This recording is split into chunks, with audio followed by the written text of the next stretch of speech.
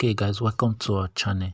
There's a whole new twist to this UROMI story. News reaching us to now is that not all died. They were all 27 in number and 11 were saved. So listen to the account of what really transpired. Thank you for staying with us. It's still TVC Breakfast and we're live in our Abuja studio. We're still discussing the killings in UROMI, and we still have with us in the studio the Secretary to the Edo State government, Musa Ikolo. Now, I would like to know, how is the government sensitizing the people against taking laws into their own hands? Because this is a clear mob justice. Also, the response of the government is closely being monitored at this time, as many people are calling for swift measures to prevent a reoccurrence of this kind of situation. Of course, like you already know, immediately the governor heard about this.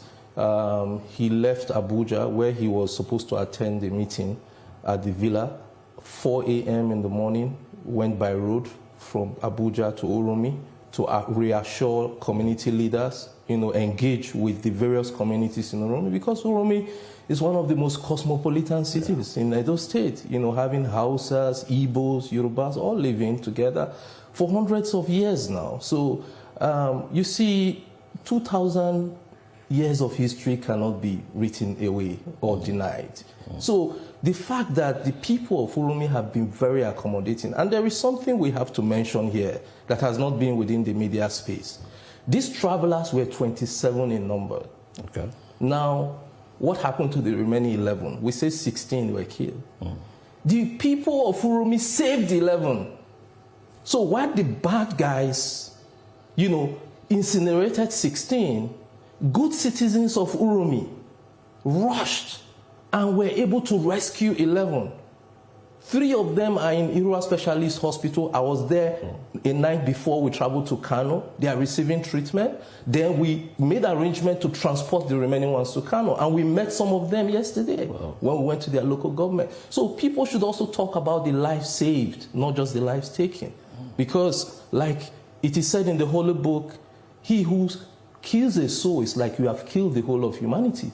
And he who saves a life is like saving the whole of humanity. So we need to commend the people of UROMI for saving that number of persons. And we are sensitizing more people and making sure that they do not fall prey to some of the incitement that persons who do not even live in UROMI are doing. A lot of these media incitements are orchestrated by players, and they know what they are doing. So we are trying as much as possible to put a counter narrative out there that will make people understand the imperative of peaceful coexistence, harmony, and cooperation, instead of the whole negative narrative that we have had out there. Okay, quickly, I'd like you to just respond to this. 14 have been arrested.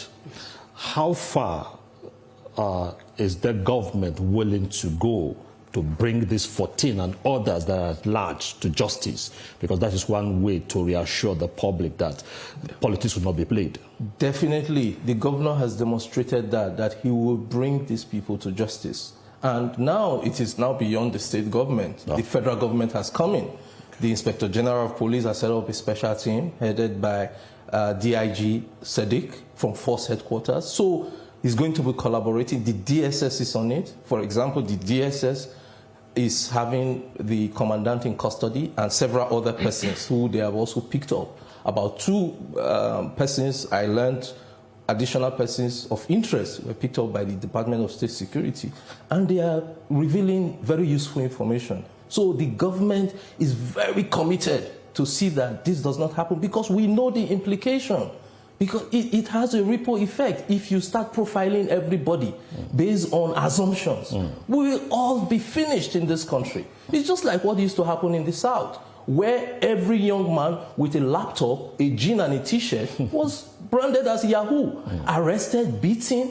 We can't tolerate that. So it is the same thing. So you can't just brand people as bandits or as kidnappers just because of the way they look, or the fact that perhaps you found them with a dang gun without actually profiling. Do you have a license for this gun? What is your profession?